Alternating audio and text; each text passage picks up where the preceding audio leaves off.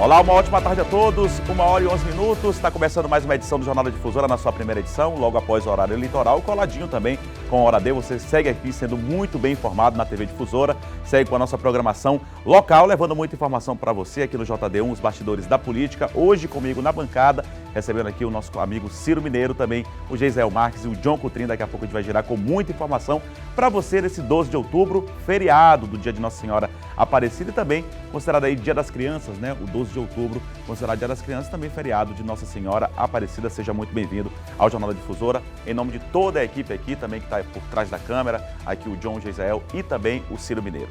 Obrigado pelo carinho da audiência, você que nos acompanha também nesse feriado em todo o Maranhão. Olha, no jornal de hoje você vai acompanhar aqui a expulsão do deputado Iglesias, esse assunto que a gente já vem debatendo aí durante a semana. A expulsão do deputado Iglesias do PSB será analisada após aí a declaração de apoio ao presidente Bolsonaro.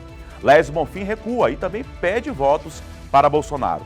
Procurador opina pela improcedência de ação do MDB no Maranhão, que beneficiaria Hildo Rocha. Essa questão da recontagem dos votos, você vai acompanhar mais detalhes ainda aqui no JD1. E ainda, o Tribunal Regional Eleitoral planeja medidas para evitar longas filas na votação do segundo turno. A gente acompanhou, né, a votação que demorou bastante em muitos colégios eleitorais, não só aqui no Maranhão, mas em todo o país. Aqui o TRE está aí lidando com essa questão de logística, planejamento para evitar essas longas filas e dar mais comodidade, né, para o eleitor.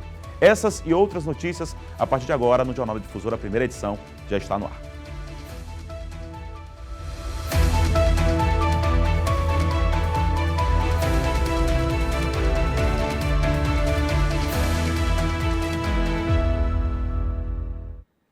Deixa eu pedir logo um recado aqui para você estar compartilhando com a gente informações, né?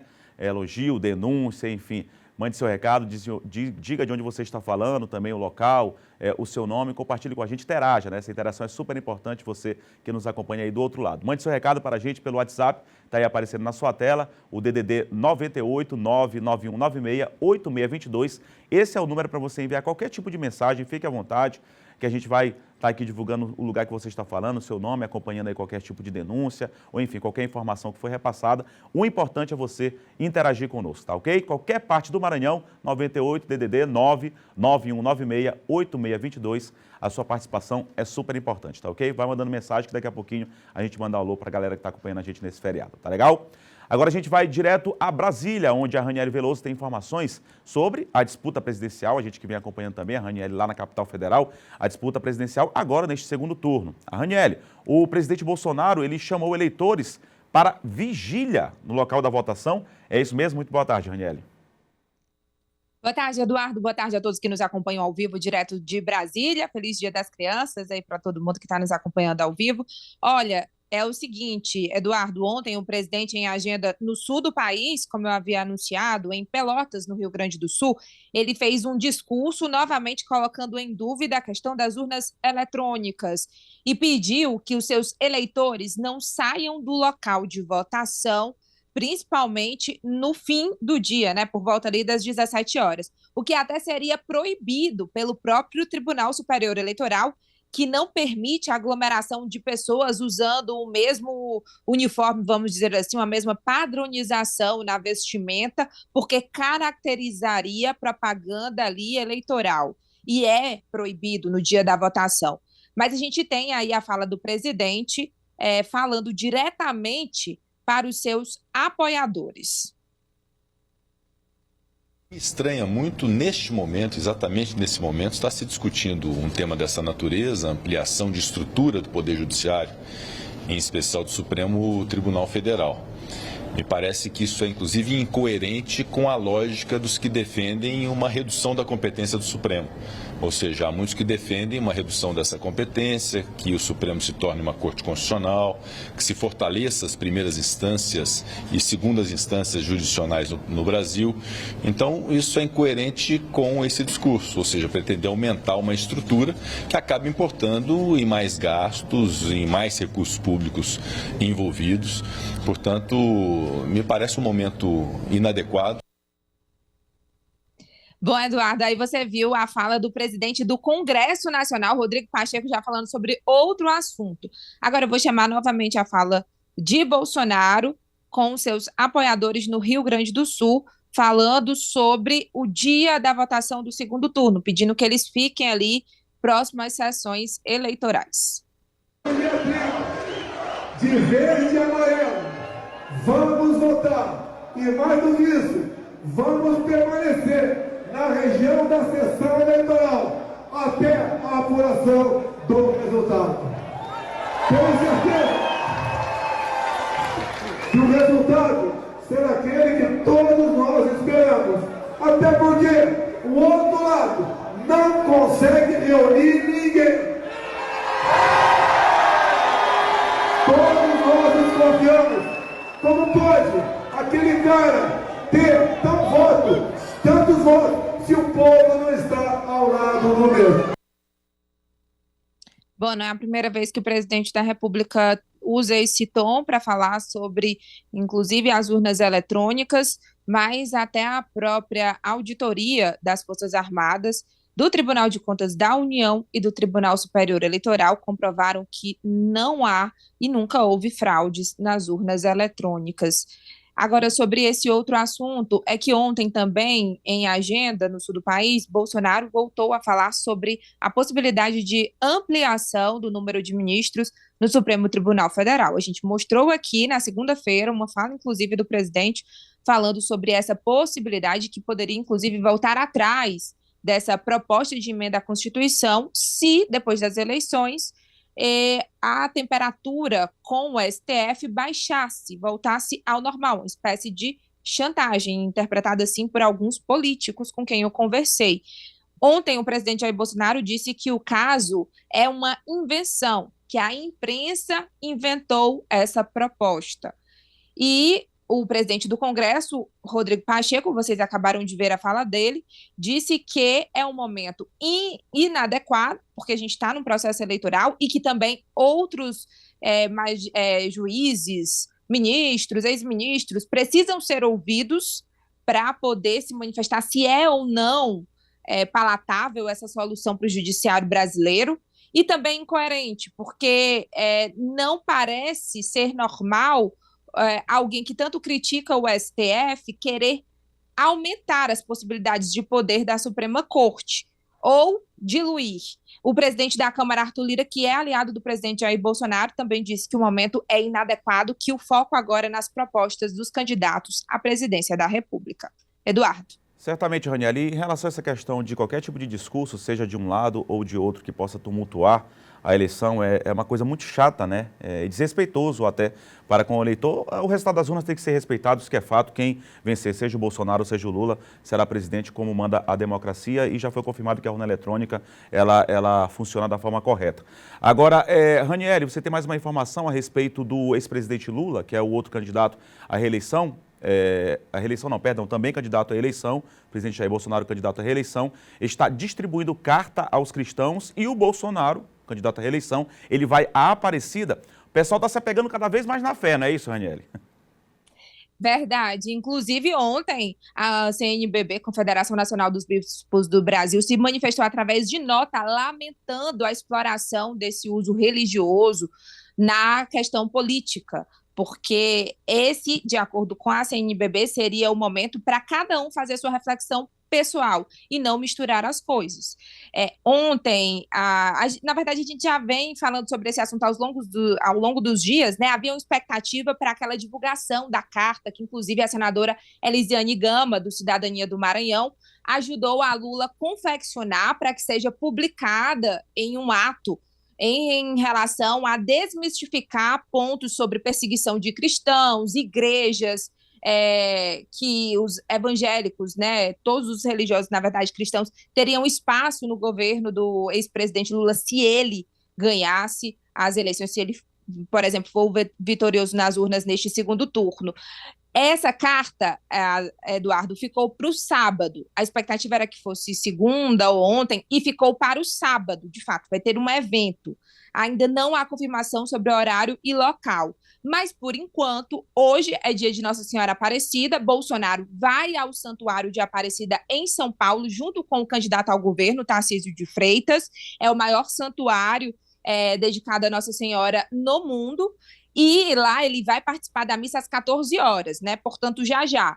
E o ex-presidente Lula, que cumpre a agenda agora de manhã no Complexo do Alemão, no Rio de Janeiro, e à tarde vai a Salvador, na Bahia, a coordenação da campanha dele já tratou de distribuir, neste dia, cartas aos possíveis eleitores, né, na tentativa de esclarecer que foi no seu governo que ele assinou a Lei da Liberdade Religiosa, garantindo que todos possam ter direito a sua religião que optar, né? Eu vou só destacar um trecho, Eduardo, para devolver para você.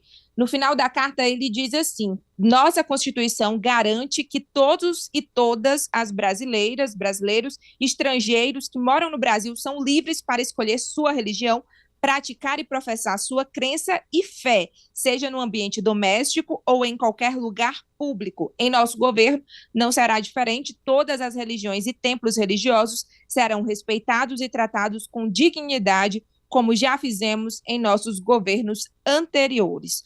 Na condição de católico que sou, neste dia especial para o Brasil, quero pedir a intercessão de Nossa Senhora Aparecida, que Deus nos abençoe. Portanto, também Lula, nesse mesmo caminho de fazer acenos políticos, religiosos na disputa eleitoral. Eduardo. Obrigado, Raniele, pelas informações. A Raniele participando aqui conosco também. Bom feriado para você, Raniele. Raniele que acompanha aí todas as informações também da capital federal, o que muitos líderes religiosos chamam, Raniele. Eu conversando, inclusive, com eles, claro que a participação de todos é importante, é democrático e é importante que cada cidadão, independentemente da religião, participe, mas o que muitos líderes religiosos falam é que não dá para ter a politização da fé. Isso que é errado. Obrigado, Raniele. Grande abraço a você, Raniele Veloso, trazendo as informações lá da capital federal. Em relação à questão de acompanhar voto, votar e acompanhar voto na sessão, isso pode ser feito também, a pessoa tem liberdade, contanto é que não tumultue aí o processo. Pode ficar perfeitamente, acompanhar o local da votação, voltar para casa, todo mundo tem liberdade para circular, de ir e vir, não é isso? 13 horas e 23 minutos, eu vou começar a girar aqui com o Ciro, com o Geisael e com o John Coutrin. John, eu começo com você, um assunto que já vem debatendo desde o começo da semana, porque é a questão da expulsão do deputado, possibilidade, pelo menos, de expulsão do deputado Iglesio, né, do PSB, será analisada após apoio a Bolsonaro. Ele declarou que vai votar no Bolsonaro, declarou exclusivo isso na tribuna da Assembleia, e me parece que teve até aí uma questão de dizer que a porta da rua é a serventia da casa, que muita gente usa, né, quando alguém quer sair, enfim. Como é que é isso, João? Boa tarde a você. Boa tarde, Eduardo. Boa tarde, Ciro, Geisael. Boa tarde a todos que nos acompanham e prestigiam com essa audiência. Bom, ainda o desenrolar daquele fato de ontem da Assembleia Legislativa, onde o deputado Iglesias declarou apoio à reeleição do presidente Jair Bolsonaro. Nós aqui destrinchamos alguns pontos, não é? Mas isso ganhou repercussão, porque o presidente, em exercício do PSB do Maranhão, deputado federal Bira do Pinaré, né, diz que a expulsão do deputado Iglesias será analisada após a eleição por conta desse posicionamento dele, que vai, né, contra o que é a decisão do PSB, que é de marchar com a candidatura do Lula, né? Todo mundo sabe que o PSB tem o Geraldo Alckmin como vice do Lula, né, e é o partido que tem apoiado a candidatura do Lula. E o Iglesias foi eleito no primeiro turno, né? Ele já tinha feito aqui algumas declarações que tinham incomodado, de certa forma, a cúpula do partido aqui no Maranhão, do PSB, quando ele fez elogios ao Ciro Gomes e creio que até tenha votado no Ciro Gomes no primeiro turno, né? Já no segundo turno agora, ele subiu ontem à tribuna da Assembleia e disse que era contra o PT, não poderia votar no PT, já foi petista, né? E agora vai apoiar o Bolsonaro no segundo turno.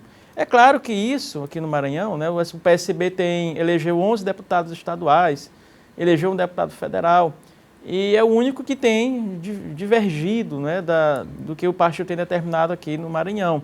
E por conta disso, né, depois da eleição do Lula, é bem provável que o Iglesias responderá pela essa atitude dele dentro do PSB.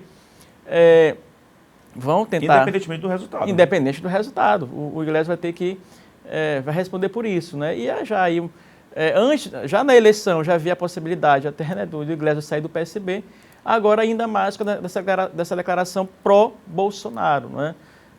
O Bira foi bem enfático em relação a isso, né?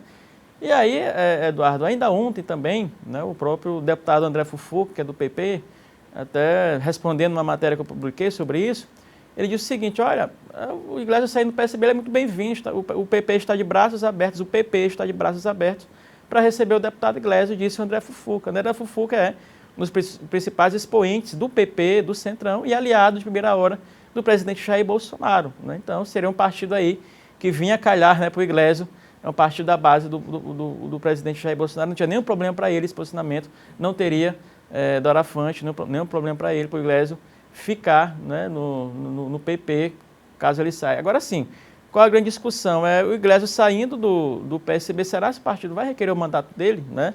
É uma outra questão também a ser analisada, né? Tem essa questão, há justificativas para o parlamentar sair do partido sem perder o mandato, né? Sem o partido requerer o mandato. Pode dizer alegar que está sendo perseguido, que mudou o conteúdo programático, né, do partido. É uma das alegações, e o Iglesias tem preparado esse terreno, tem dito aí que foi perseguido pelo PSB na campanha, né, que não deram tempo de TV para ele, em sessões, essa coisa toda. Vai ser uma discussão que vai ocorrer depois da eleição, né, e é bom o Iglesias abrir o olho dele, viu, porque, sem dúvida nenhuma, o partido vai para cima, né, o PSB vai para cima dele e vai tentar requerer o mandato dele. Mas isso não é agora, isso é depois da eleição presidencial, a partir do dia 30. Né? Mas já há uma discussão interna, já há um incômodo, principalmente, viu, Eduardo, por conta das críticas também que ele tem feito ao Flávio Dino, que é um dos dirigentes do PSB a nível nacional, né? Também ele tem feito críticas ao próprio Flávio. Então, isso, de certa forma, repercutirá contra o Iglesias. Vai ter uma queda de braço aí futura, Com né, John? certeza. E o PP, o Fufuca dizendo que aceita de braços abertos, claro, vai aumentar a bancada, quem que não quer um deputado de mandato, né? Vai aumentar a bancada do PP, no caso, diminuindo a do PSB, mas claro, isso aí vai ser só depois da política, a gente vai estar acompanhando. Gisele, boa tarde a você. Boa tarde, caros colegas, boa tarde, pessoal de casa. Eu quero fazer 2 observações em relação a essa questão do Iglesias. Primeiro, que dificilmente o partido vai conseguir tomar o mandato dele. Dificilmente. O Iglesias é um cara muito inteligente, não é tolo, deve ter bons argumentos, inclusive, para se o partido quiser alegar qualquer tipo de infidelidade partidária, o partido não consiga tomar-lhe o mandato e ele não vai pedir para sair. O Iglesias vai provocar, vai esticar a corda até que o partido o expulse. Fica, inclusive, mais fácil para ele uma argumentação na justiça. Mas tem um outro ponto que é preciso observar. O Iglesias foi candidato a prefeito de São Luís em 2020. E, observando a cena local e a cena nacional, nós temos percebido que o bolsonarismo ganhou força. O Bolsonaro conseguiu eleger os seus principais candidatos nas grandes capitais para o Senado. O Congresso, majoritariamente, digamos assim, ou pelo menos conseguiu eleger uma grande maioria de bolsonaristas em todo o Brasil. E veja bem, o candidato mais ligado ao bolsonarismo na eleição de governador ficou em segundo lugar no Maranhão e em São Luís.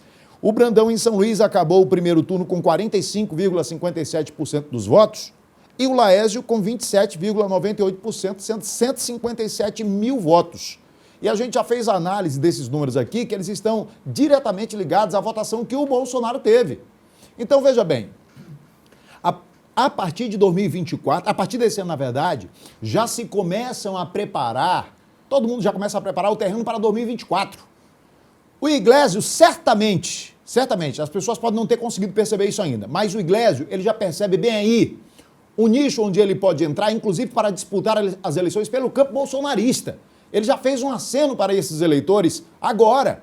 E quem conseguir chegar com a bandeira do bolsonarismo, tendo, por exemplo, a mesma votação que o Laésio teve, se conseguir ser adotado pelo bolsonarismo, se conseguir ter 27% das eleições, 27% em São Luís, em 2024, está no segundo turno, dependendo da composição do número de candidatos que sair. Então, já é um aceno. Quem é que seria hoje? Quem é que a gente consegue enxergar hoje? Daqui a pouquinho a gente vai até discutir essa relação de candidatos a prefeito 2024, discussão que nós começamos ontem, mas eu já enxergo que o Iglesias, ele consegue perceber essa mudança de cenário e ele já está se adequando, a partir de agora, nessa discussão mais alinhada a esse eleitorado que tende a se juntar sempre em torno de um nome. Daqui a pouquinho, quando a gente for discutir outros nomes que podem entrar na disputa para prefeito, aí a gente fala de outros nomes que poderiam levantar a bandeira do bolsonarismo. Só em relação a isso, Gisele, aí dependeria também de uma vitória do Bolsonaro para presidente, né? Aí isso aí engrandeceria mais, né? Dependeria também do resultado da eleição. Perfeitamente. Se o Lula vencer, cairia meio que por água abaixo, já né, começaram a espalhar nas redes. Seria o grande líder bolsonarista, digamos assim, a nova liderança bolsonarista aqui na capital, digamos assim, pelo que o Gisele está explicando. Já começaram a espalhar nas redes sociais, né? Twitters do Iglesias criticando fortemente o Bolsonaro, né? Inclusive na época da vacinação, aquela coisa toda.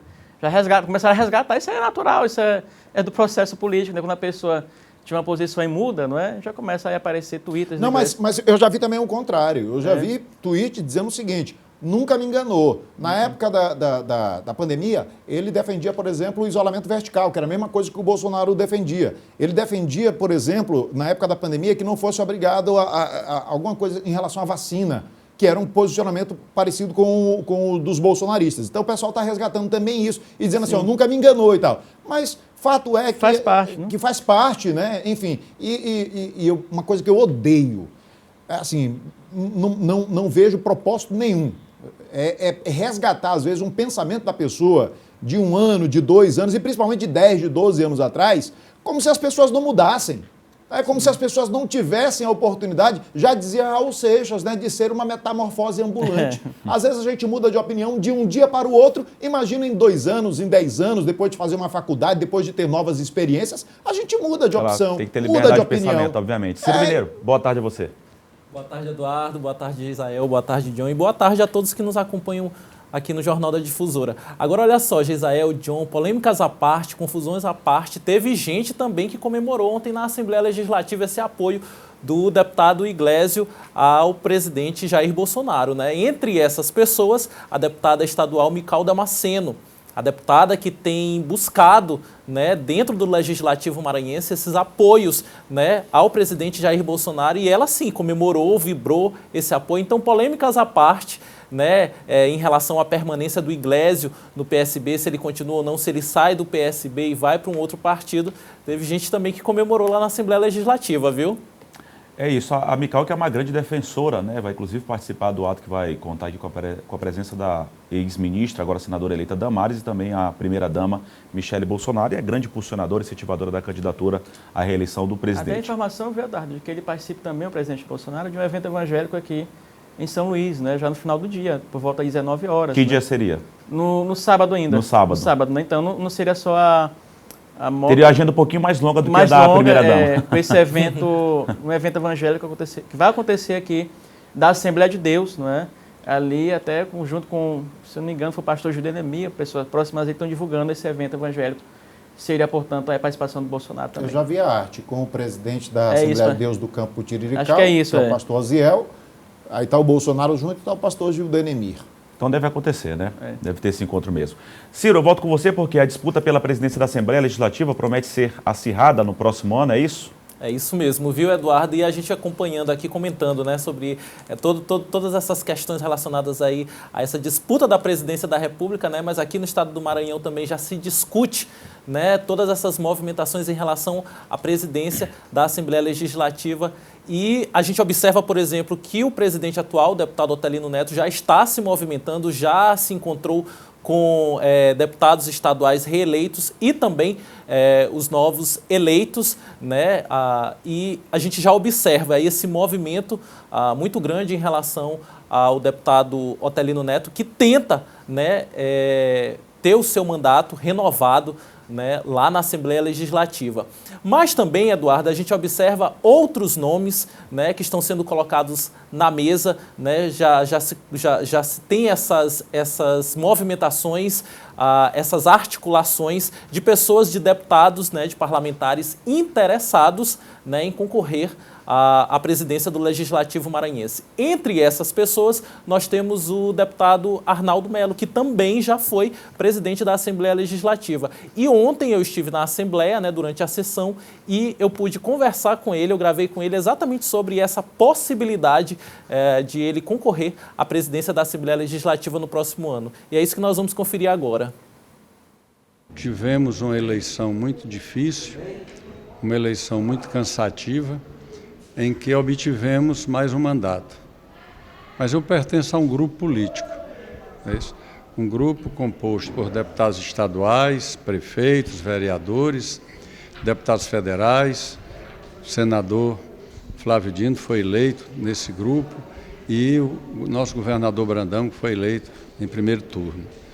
Da minha parte, como membro dessa casa, haverei de ter a coerência possível para conversar com os colegas. Ainda não conversei com o governador do estado sobre esse assunto. Tive algumas conversas amenas com alguns colegas. Também ainda não conversei com o presidente da casa, o deputado Otelino, que é o atual presidente, de modo que julgo um pouco precoce essa colocação, que já vejo em algumas redes sociais, a mídia já começa a apontar alguma coisa nesse sentido, mas isso é natural nessa época. Quando terminou a eleição, sempre a expectativa de outras, né? Mas a eleição para presidente da Assembleia só acontecerá no dia 1º de fevereiro. Então, nós estamos agora focados na eleição do segundo turno, vamos trabalhar a eleição do segundo turno para presidente da República e, com certeza, teremos os momentos próprios para com os colegas, com o comando do nosso grupo, a gente discutir esse assunto. Essa que é a minha avaliação do momento. Olha, fato é que, claro que ainda está tudo muita especulação, bastidor, ainda tem uma eleição de segundo turno ainda, isso vai ser projetado ainda, a eleição da Assembleia, que é super importante também. Tem aquela questão do impedimento judicial que o Otelino deve enfrentar, claro, mas isso aí tem que ter a base jurídica, tem que ter análise em relação a isso. Tem que ver se outro candidato também vai se disponibilizar a concorrer à eleição da mesa, da presidência da casa, né, no caso da Casa Legislativa aqui do Estado.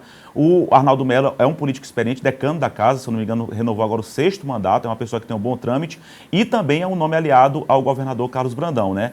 Então promete ser uma disputa, ventilado também Iracema Vale, Carlos Lula, pelas votações que tiveram. O Carlos Lula já teve uma reunião com o Otelino.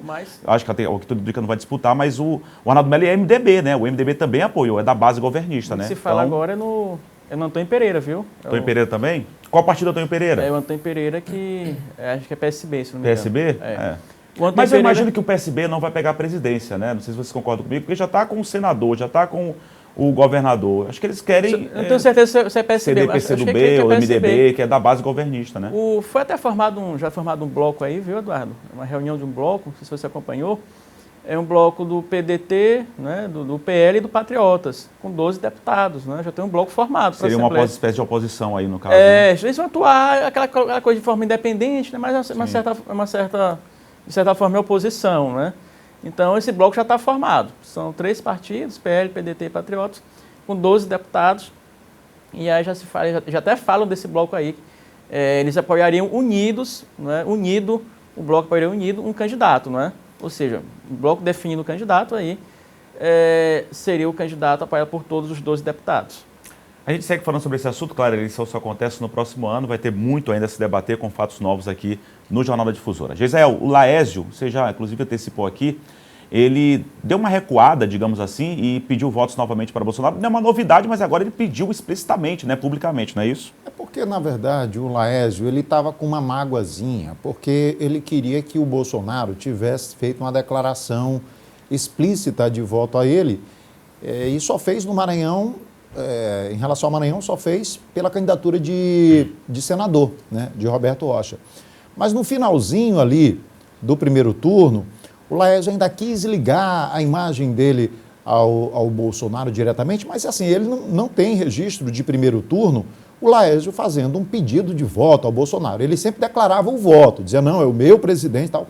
Mas dessa vez... Inclusive dizer que se o Lula fosse eleito, também administrar da mesma forma. Perfeito, então ele se manteve ali. Mas agora ele escrachou, né? Deixou explícito que o pedido de voto ao Bolsonaro, ele gravou um vídeo, eu fiz uma ediçãozinha para poder ficar menor, mas só para ver que agora o pedido é explícito mesmo. Vamos colocar, Thiago? Flávio Dino é meu adversário. Flávio Dino é meu adversário por quê? Porque ele ruiu com a economia maranhense. Porque o Maranhão tinha 12% desempregado quando o governo dele começou e ele deixou com mais de 20% desempregado. Porque o Maranhão tinha 20 cidades entre as 100 mais pobres do Brasil e quando ele saiu, ele deixou 40 entre as 50 mais pobres do país.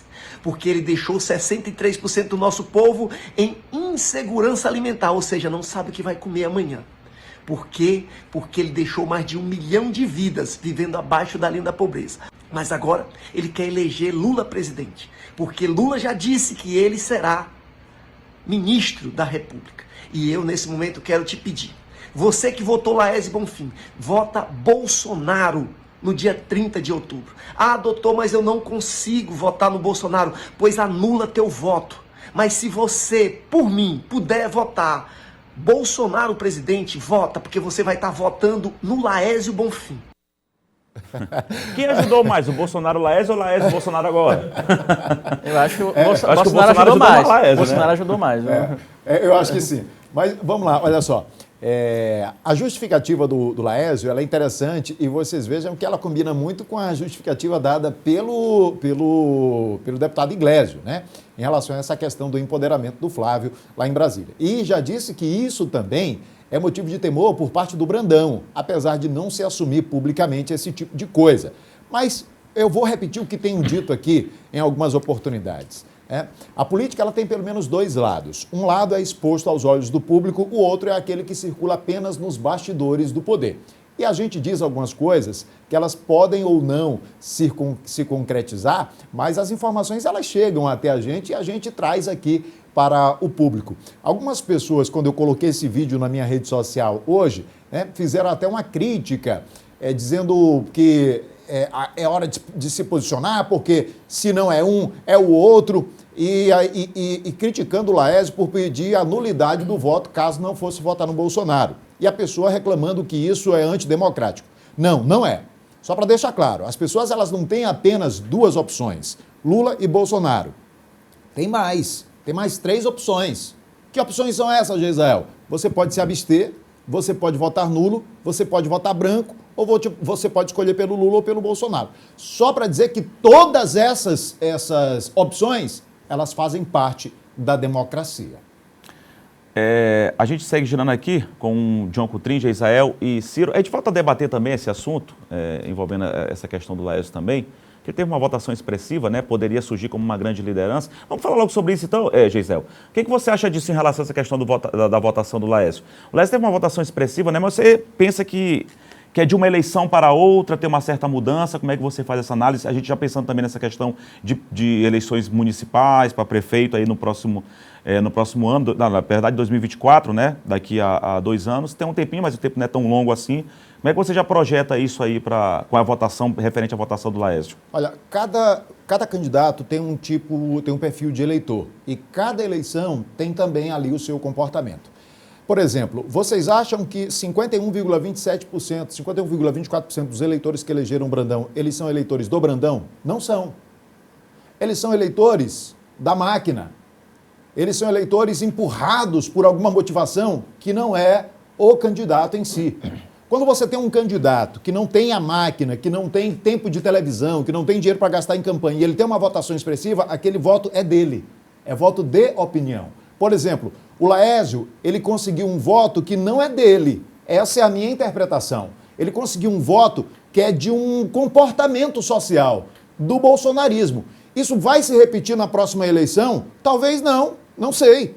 Então, esse quase 1 milhão de votos que o Laércio teve, um pequeno percentual é dele, pessoal, é mérito dele. O restante é de uma turma que está envolta em uma bolha de pensamento, em uma bolha ideológica e que comprou a ideia do Laércio. Eu vou citar como exemplo aqui para vocês, só para vocês lembrarem que o Edinho Lobão saiu das eleições em 2014 com mais de 30% de votos.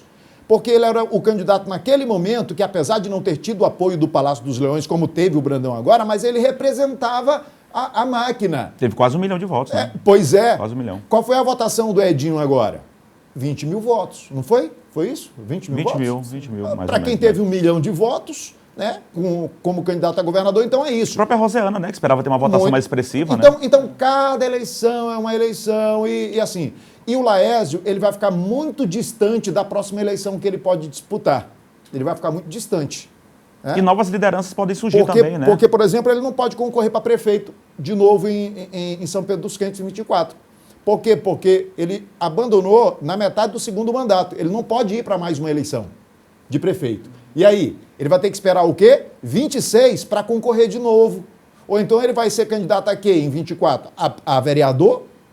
Porque só tem essa opção para ele. Ou ele vai ser candidato a prefeito de outra cidade, lá perto. Tu tá entendendo? Então, assim, vai ficar um pouco distante para ele, ainda mais se a única opção para ele for ser prefeito de novo de uma cidade pequena do interior, onde alguém lhe dê esse mandato, ou candidato a vereador lá na cidade dele. Então, acho muito difícil que, mesmo tendo saído com uma expressiva votação e em segundo lugar das eleições deste ano, o Laésio seja uma grande nova liderança no Maranhão. Mas essa é só a minha percepção. Os colegas e as pessoas que estão em casa podem discordar de mim. A gente lembra daquele candidato a senador, o Samuel de Itapecuru, né? Teve uma votação muito boa para senador, como Bem candidato lembrado, do Bolsonaro. E cadê o Samuel de Itapecuru hoje, né? Acho que não se ele já amarra nada, né? Naquela época foram os votos do Bolsonaro. Ele teve aqui, eu até mandei pesquisando, ele ficou na frente do Zé Reinaldo, o Samuel de Itapecuru, para senador. Foi 2018, né? 2018, exatamente. Ou seja, eu já nem me lembrava. Entendeu? Eu lembro do candidato, eu não lembrava que ele ficou na frente do Zé Reinaldo também. Ficou na frente do Zé Reinaldo. Um ex-governador, né? Já foi secretário, é secretário atualmente, enfim. Então tem esses... Tem um peso político muito maior, né? Tem esses fenômenos que eles... Olha só, a palavra é não necessariamente. Eu não estou Não, uma dizendo que projeção, não vai óbvio, é uma acontecer. projeção. Não necessariamente Sim. isso vai significar... vai se perpetuar na vida política dessa pessoa. Pode ser só algo de momento que representou ali um contexto da eleição e ele pode não... Agora vai depender também do comportamento dele, o que ele vai fazer, como ele vai se manter na mídia, o que ele vai fazer para se manter em evidência. Agora, é um tempo longo, são 6 anos, né? Aliás, são 4 anos, né? Ciro, essa questão teve algum debate? Você que esteve lá pela Assembleia, teve algum debate nesse sentido de prefeito aí, ou da capital, do interior? Alguém já comentou sobre isso lá? Você ouviu algum comentário nesse sentido lá na Assembleia? Pois é, Eduardo, ontem, lá na Assembleia Legislativa, o assunto girou em torno da questão daquela polêmica, né? Do da placa projeto, de exatamente, do projeto de lei que foi aprovado, projeto de autoria do deputado Hélio Soares. Adelmo Soares. E que, inclusive, já foi sancionado pelo governador do Maranhão e que, na verdade, já deveria estar sendo executado, né, pelos estabelecimentos. A gente teve uma polêmica lá envolvendo o deputado e também a outra parlamentar, a Mical Damasceno. Então, assim, ontem os assuntos na Assembleia ficaram, de fato, em cima de todas essas questões. Assunto, inclusive, que foi criticado, nessa situação que foi criticada pelo deputado Iglesio, né, que subiu à tribuna exatamente para dizer que existiam pautas e assuntos muito mais relevantes para serem tratados no Legislativo Estadual do que debater toda essa polêmica relacionada aí aos banheiros. E é importante a gente destacar, né, que esse projeto ele não trata de banheiros públicos, sobre essa situação dos banheiros públicos, mas sim dos espaços, dos estabelecimentos. Certamente, porque a gente já trouxe dissemos aqui que a discussão nesse nível é tão rasa quanto um pires emborcado, né? É esse o nível. Parece até que as pessoas não estão passando fome, parece até que... Não tem outros problemas, né? Que quase 60% da população maranhense está vivendo na pobreza, né? Que 73% da população na Baixada Maranhense está na pobreza. Até não parece que as pessoas estão passando fome nesse estado, porque a discussão é essa. Se pode ou não pode ter banheiro de um jeito ou de outro. Enfim, a vida para quem está com a vida resolvida, como alguns políticos estão, dá para discutir futilidades. Agora, para o sujeito que levanta 4 horas da manhã, 5 horas da manhã para pegar um ônibus lotado nessa cidade, às vezes ficar no meio do caminho porque o ônibus quebra, para o sujeito que vê todos os dias o preço do arroz, do feijão na prateleira aumentando, eu vou dizer uma coisa aqui para vocês, caros deputados. Essa discussão aí é mais fútil do que... Na verdade, não tem nem o que se discutir, né, Geisael? Não tem o que se discutir. Não está nem no texto. A lei é clara, né? Todo projeto é muito claro, então não tem o que se discutir. Na verdade, é aquela questão da lacração que a gente já trouxe aqui, né? O pessoal que às vezes quer lacrar também nas redes sociais, até na tribuna da Assembleia, infelizmente. 1h50, vou ter que ir para o intervalo, daqui a pouco a gente volta aqui com o Jornal da Difusora na sua primeira edição, com as notícias do interior do estado e, claro, mais informações para você que nos acompanha. Continua com a gente.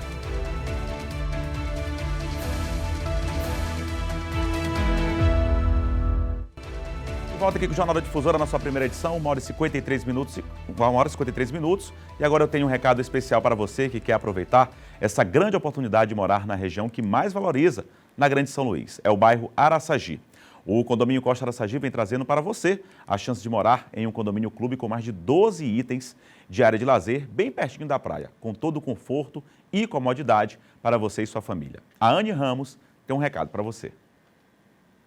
Olá, sou Anne Ramos, corretora da MR Imobiliária. Estou aqui com uma notícia maravilhosa para você. Já imaginou desfrutar da área de lazer junto com o seu filho? É isso que temos aqui no Costa Araçagi. Temos aqui um campo de futebol para você bater aquela pelada na quarta-feira ou então no sábado e juntamente com a sua família e os seus filhos. Tem o playground do lado e a churrasqueira. Nada mais justo do que compartilhar o final de semana em família. Olha, e para você que entrar em contato comigo pelo WhatsApp hoje, vai ter ITBI registro gratuito. Isso mesmo. Além disso, parcelamento facilitado junto à construtora. Então vem comigo, saia do aluguel, vem morar no Costa Araçagi. Pois é, pessoal, sabe o melhor de tudo? É que ele já está prontinho para morar e com entrada facilitada e condições especiais para você realizar o seu sonho de morar bem. Quer mais? O ITBI e registro inteiramente grátis. Siga o Instagram, @costa.araçagi, e a gente só visita agora mesmo pelo WhatsApp. Os números DDD 98 é o 99109-0335 ou então o 99188-4845. Venha se surpreender com todas as facilidades que a Franelli Tenda trazem para você. Para investir ou morar, o Costa Araçagi é o lugar. Recado dado, agora a gente segue aqui com o JD1 e católicos festejam Nossa Senhora Aparecida, padroeira do Brasil, como a gente já falou aqui no jornal. Em Caxias também teve celebração por todo o Brasil, Caxias não é diferente. As informações ao vivo com o José Carlos, que já está aqui conosco. José Carlos, boa tarde a você. Olá, boa tarde, Eduardo. Boa tarde a todos que acompanham o Jornal da Difusora. Pois é, a padroeira do Brasil, muito festejada aqui em Caxias, já há mais de 20 anos. E a nossa equipe foi conferir como é que aconteceu as atividades hoje pela manhã na igreja de Nossa Senhora Aparecida, que fica no bairro Bacuri. A repórter Raquel Souza esteve por lá e conversou com a organização do festejo e com o diácono responsável pela celebração. Vamos ouvir. Hoje o dia de Nossa Senhora Aparecida, onde ela aparece no Brasil, justamente num período muito conflituoso, na época em que havia muito injustiça social, as desigualdades sociais, e que não está tão, não obstante os dias de hoje, né? Nós encontramos também situações difíceis e Maria está aqui para preparar a humanidade para acolher Jesus como Senhor e Salvador de sua vida.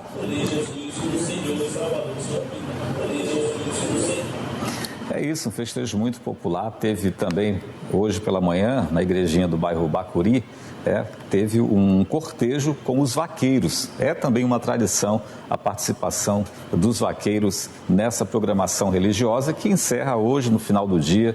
Tem procissão, tem missa e a programação é bem tradicional. Eduardo. Valeu, Zé Carlos. Obrigado aí. Bom feriado para todos em Caxias, também quem está acompanhando a programação religiosa. Muito obrigado pela sua participação. Bom feriado a todos. Agora a gente segue para Imperatriz, porque a PRF intensifica a fiscalização nas estradas federais no sul do Maranhão, também muito por conta do feriado aí, nesse feriado do dia 12 de outubro. As informações hoje comigo.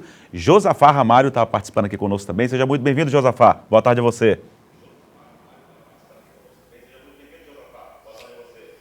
Boa tarde, Eduardo Ericeira. Boa tarde a todos e a todas que acompanham o Jornal da Difusora. É verdade, aqui a Polícia Rodoviária Federal, Eduardo Ericeira, já aumentou a fiscalização nas rodovias federais que cortam a região. O motivo é que nesse feriado aumenta o fluxo de veículos nas rodovias federais. Tem muito motorista que pisa fundo no acelerador. Tem muita gente que faz aquela mistura sempre perigosa de álcool e direção, e os acidentes podem acontecer e a PRF está de olho.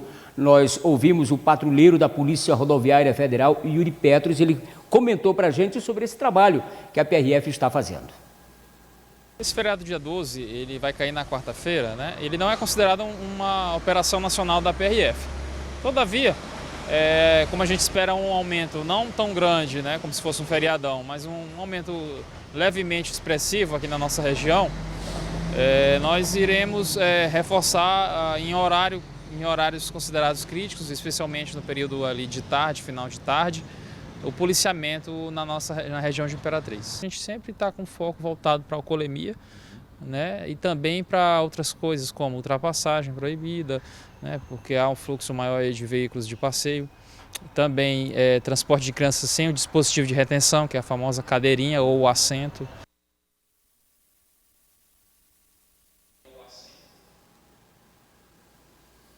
Cuidados necessários devem ser levados em consideração pelos motoristas antes, claro, de pegar a estrada, né? E a Polícia Rodoviária Federal, Eduardo Ericeira, tem razão para fazer todo esse monitoramento. Pelo menos 2 acidentes com moto já foram registrados na BR-226.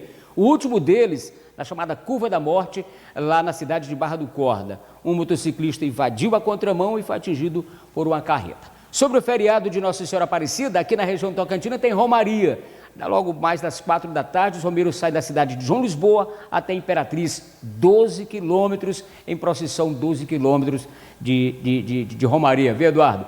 Um abraço para você, bom trabalho, saúde e paz. Obrigado, Josafá. Para todos aí também, Imperatriz, também programação importante religiosa. Em relação a essa questão do trânsito, importante fiscalização, mas conscientização também das pessoas é fundamental. Valeu, Josafá. Obrigado. Bom feriado a todos aí em Imperatriz. Grande abraço aos nossos irmãos imperatrizenses e toda a região. Agora, Imperatriz e Caxias seguem com sua programação local.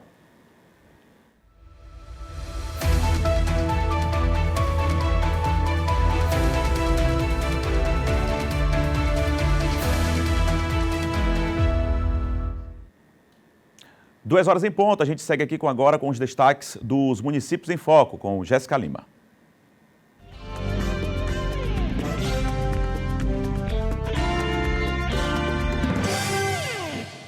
Olá, boa tarde. A Prefeitura de Guimarães deu início à construção do cais da comunidade de Coroatá.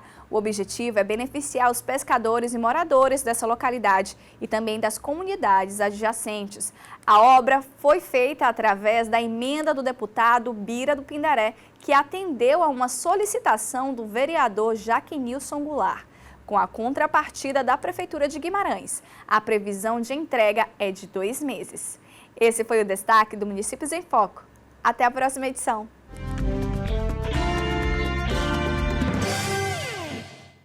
Valeu, Jéssica. E você que está sem plano de saúde, né? Ou não aguenta mais planos caríssimos, não quer depender do SUS, eu tenho um recado importante para você.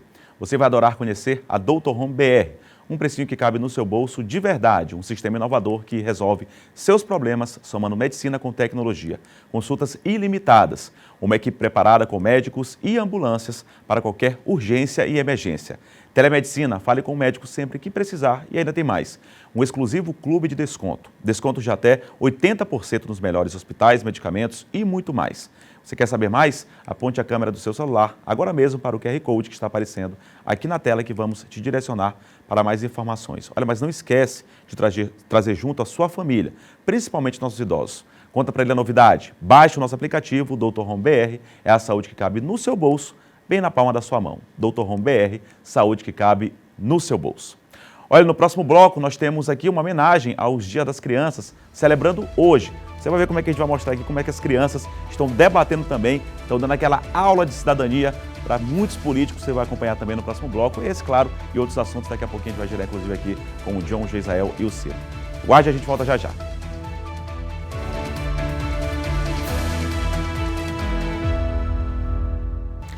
Duas horas e 5 minutos, já estamos de volta aqui com o Jornal da Difusora, na sua primeira edição. Obrigado aí, o carinho da audiência, você que segue nos acompanhando em todo o estado do Maranhão. Agora a Fiat Revemar tem um recado para você.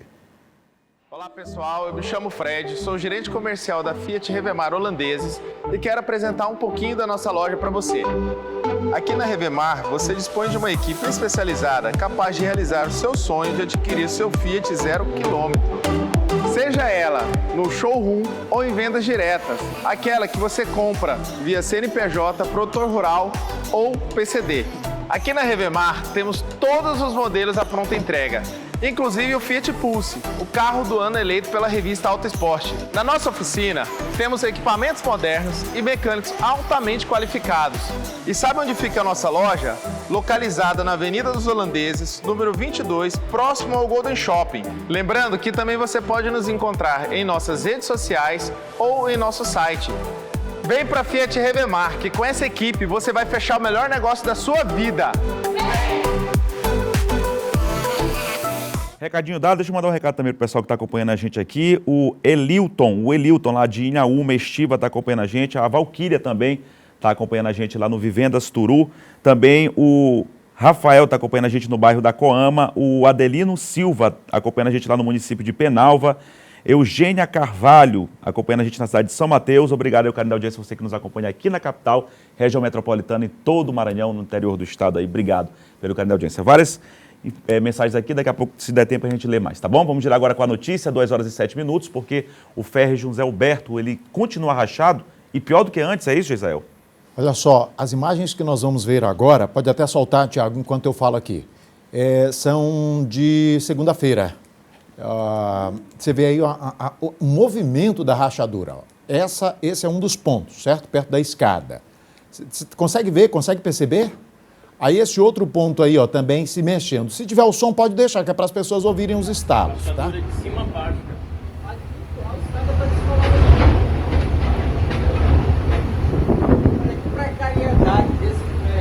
Caramba. Que é uma tragédia no céu. Uma falta de respeito com a vida do ser humano.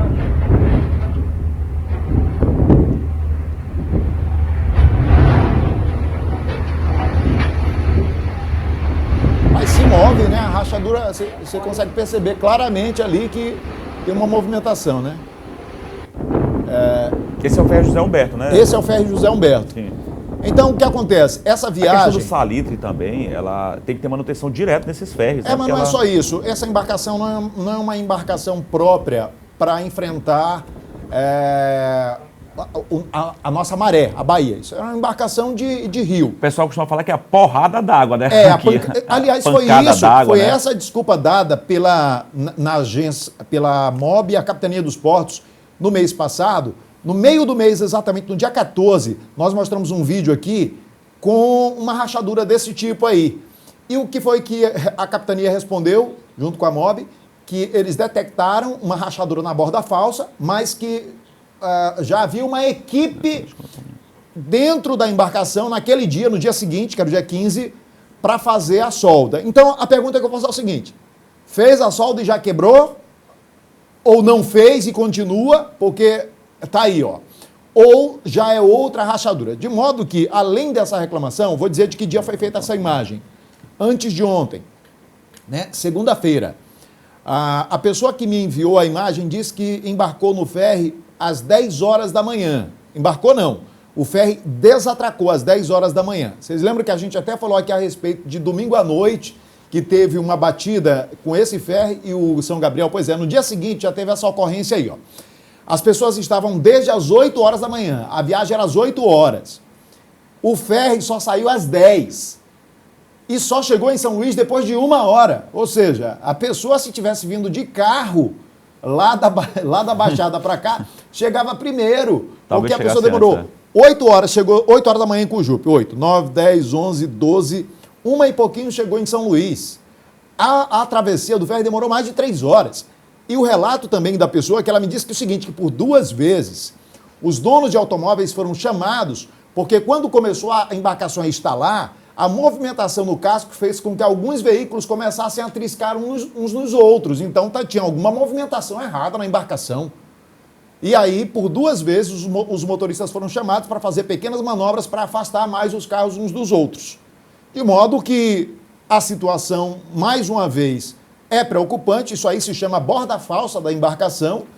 Provavelmente a MOB ou a Capitania dos Portos vai emitir uma nota, se é que vai emitir uma nota. A gente entrou em contato, só para esclarecer logo, Gisele, a gente entrou em contato com a MOB, mas até o fechamento aqui desta edição a gente não recebeu nenhum tipo de nota a respeito deste assunto. Mas a gente entrou em contato, claro, com a Agência Estadual de Mobilidade Urbana. Em relação a essa questão de movimentação de veículo, eu já viajei várias vezes de ferry. Isso acontece, inclusive, com embarcações em melhores condições do que essa aí, como a gente está podendo perceber. Sabe outra coisa que incomoda bastante? Tem uns sensores de carro, que às vezes com balanço fica disparando. Aquilo é um barulho ensurdecedor, fica disparando de vários carros. Agora, quando bate, a causa dano material. Aí é pior ainda, obviamente. É importante também destacar, Gisael, que esse é um período em que os ventos são mais fortes, em que as ondas são mais altas, então é um risco muito grande a pessoa fazer essa travessia num ferry como esse, que já deu todas as provas de que não tem condições de realizar essa travessia aqui na nossa Bahia. Esse final de semana eu estive na Baixada Maranhense, eu utilizei o serviço de ferryboat, eu não fui e nem voltei no José Humberto. Eu utilizei outras embarcações, mas aí, através dessas imagens, a gente consegue observar que o risco é muito grande. E a gente faz até esse alerta, né? Se você for realizar essa travessia, evite usar o Zé Humberto. Faça que nem o Ciro, viu? O problema também é que a demanda é muito grande, né? E não tem embarcação para atender todo mundo, lamentavelmente. Mas, claro, tem que chamar a atenção mesmo. Esperando desde 8 horas da manhã, pois cara. Saiu 10 Tem horas. a questão da comodidade, tem gente que tem compromisso, enfim, situação delicada. John Coutrin, o procurador, claro, o espaço está aberto ainda, se a MOB quiser se manifestar, obviamente. Ou a Capitania dos Portos. Ou a Capitania dos Portos, obviamente, o espaço está aberto. O procurador, ele opinou pela improcedência de ação do MDB no Maranhão, que beneficiaria, né, o Hildo Rocha com vaga após recálculo, é isso? É isso, Eduardo. O procurador regional eleitoral substituto, o Marcelo Santos Corrêa, né, se manifestou, opinou contra a reclamação do MDB, né? O MDB pediu aí, questionava o cálculo sobre a votação proporcional da eleição de 2022. E aqui, já falamos aqui durante a semana todinha, né, o partido alegava aí que houve um erro, né, de cálculo na questão da sobra, né, e por isso entrou na justiça alegando aí esse erro e, portanto, poderia dar uma vaga a mais por partido que seria o deputado Hildo Rocha. Eu estou aqui com o parecer do procurador e vou ler só um trecho aqui, Eduardo, né, para as pessoas entenderem a decisão dele, né. Ele diz o seguinte, né,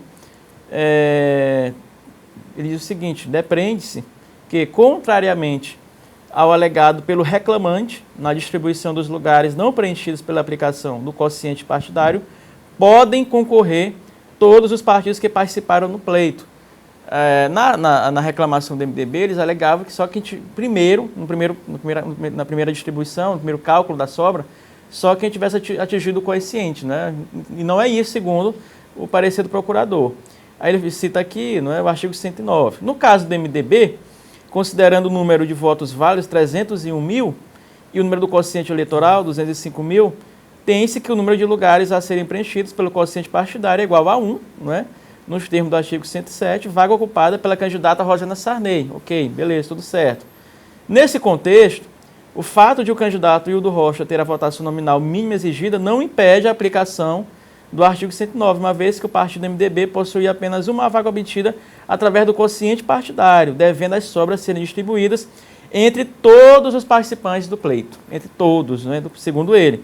Repita-se, ainda que não tenha obtido o quociente eleitoral em consonância com o artigo 109 do Código Eleitoral. Destarte, né, as regras utilizadas na contabilização dos votos nas eleições encontram-se em estrita observância à legislação eleitoral, de forma que as operações aritméticas realizadas para alcançar o resultado da eleição proporcional são as mesmas realizadas em todo o país.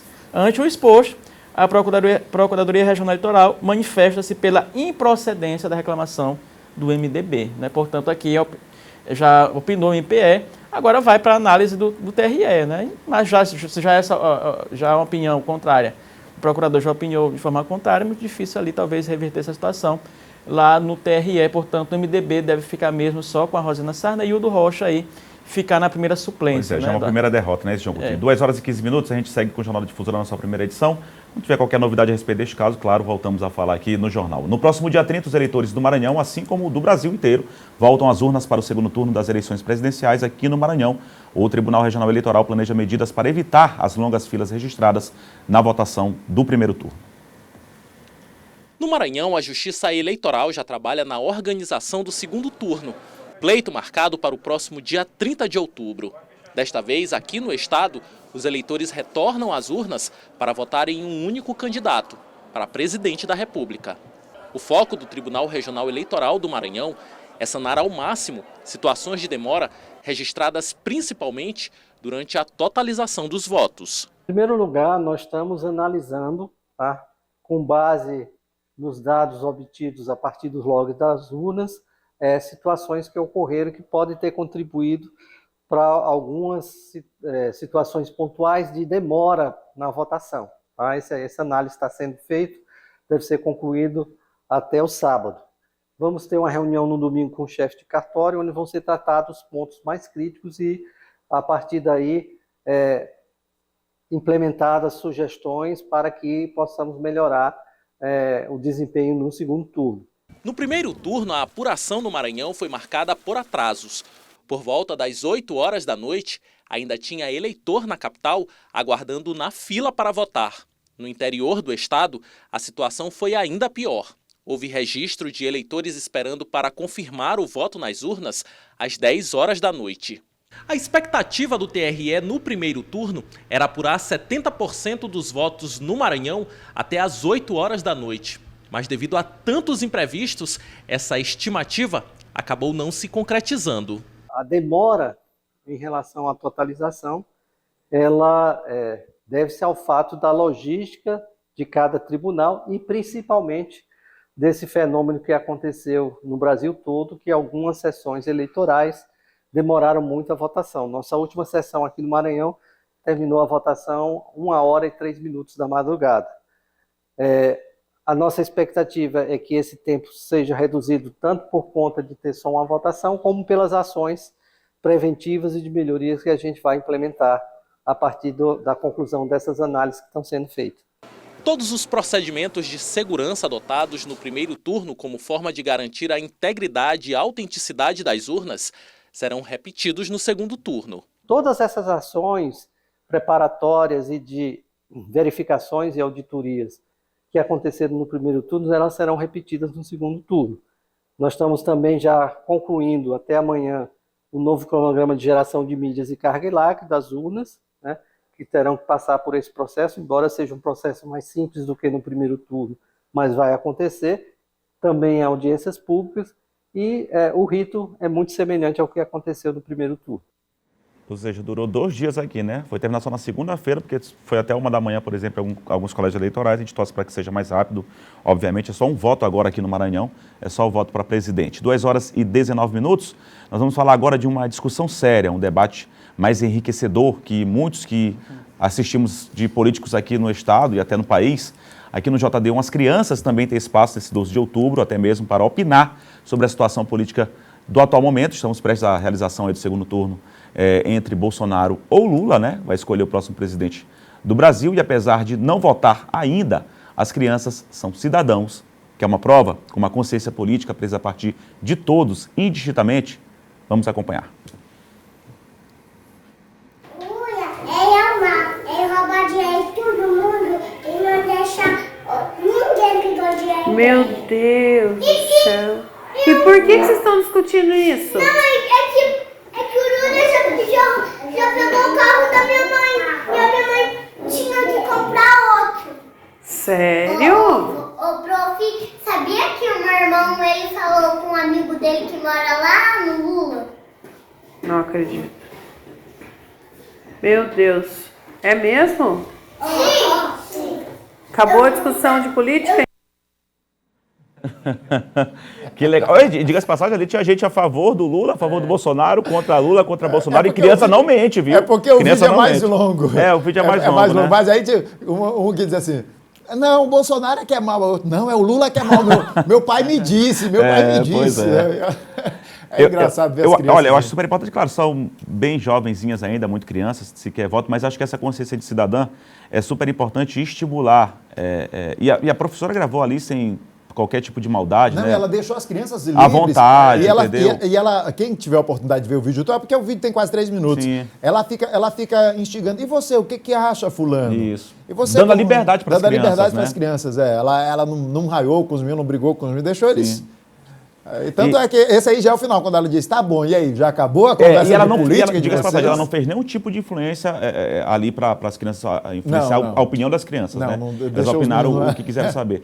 E eu acho que essa consciência cidadã que é importante, né? Não polarização, mas a consciência cidadã que é importante, que dê espaço para mais debates, não se polarize Lula, Bolsonaro, ou enfim, quem gosta de um ou de outro. E o interessante é mas quem puxou esse assunto lá. Não deve ter sido a professora, porque ela que achou interessante e começou a filmar. Eu vi circulando nas redes sociais, isso, justamente, eu vi circulando nas redes sociais que ela chegou, já estava acontecendo debate, ela achou interessante e foi filmar o debate e coincidiu, né? Hoje é Dia das Crianças, né? A gente está mostrando um videozinho desse tão legal, super importante, que é a questão da consciência, que tem que partir de todos. Criança dando muita aula para a política. A gente está debatendo, inclusive, hoje, debates que não tem nada a ver, que não tem tanta importância como outras questões fundamentais para a sociedade, e as crianças estão dando aula aí de cidadania. E qual o maior exemplo aí, Dudu? Sabe qual é? A discussão civilizada dos moleques. Justamente. Enquanto tem gente se esfaqueando, se matando aí, Lula e Bolsonaro, os moleques discutem. É por isso que a Bíblia diz que bom seria se a gente se comportasse como criança, né? Fala a respeito desse tipo de coisa, né? Sem maldade no coração e de poder perdoar e de poder discutir as coisas sem ofensa, né? Esse é o maior exemplo desse vídeo aí. E até quando ele levou o tom, a criança disse, não sei o que e tal. Mas não partiu para cima, não fez nada. Que haja esse estímulo, né? Essa discussão desde cedo, né? Por política é importante. Cada vez mais os jovens, as crianças, as pessoas desde cedo já começam a se importar, a interessar com política, né? Claro que a criança ainda não tem essa compreensão toda, não é? Mas assim, já quando começa mesmo já a ter uma certa compreensão da realidade, começa a despertar, né? Esse estímulo nela, começa até a ver, observar e discutir, que é muito importante para o nosso país. Quem sabe daí não sai um futuro presidente do Brasil, por exemplo, um vereador, um prefeito, um governador, com toda essa consciência, não é isso? De cidadania. Mesmo até para uma outra profissão importante para a própria política óbvio, em si. Um bom juiz, claro, um bom óbvio, advogado. que precisa, né? Que precisa também. Pessoas sérias, decentes nesse país. Mais importante é a consciência, né, Eduardo? Consciência, obviamente. Ciro, obrigado pela sua participação aqui no Jornal de Difusora, primeira edição. Geisael, John Coutrin, a gente está de volta amanhã. Feliz Dia das Crianças, viu, para todo mundo, Nossa Senhora Aparecida também, para os católicos, comunidade católica. Grande abraço a todos. Trabalhe sua fé, fique com Deus e até amanhã.